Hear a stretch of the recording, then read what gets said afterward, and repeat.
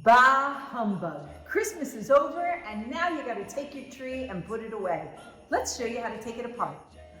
So reach in, lift it up. The wire is still connected, so make sure that you disconnect it before you put it away. If you have an LED tree, just unscrew, pull it apart, and then you're disconnected. If you have an incandescent tree, you just unplug and go. As you take each section off, they're gonna be fluffed. So just give it a little hug.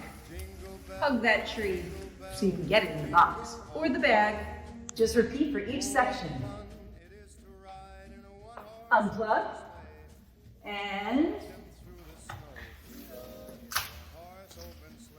give it a hug. Before you take out the last section, loosen the eye bolt so the tree will come out. Last section, unplug it from the wall, take it out of the stand. Don't forget about the stand. The stand is important because you need it next year. Flip it on over and give it a little hug.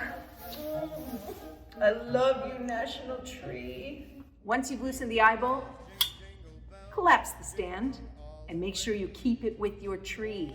You're gonna need it next year. When disassembling your tree, if you have the pull protector, use it. Just slip it on the end and you can store it away. But if you don't and you didn't keep them, it's okay.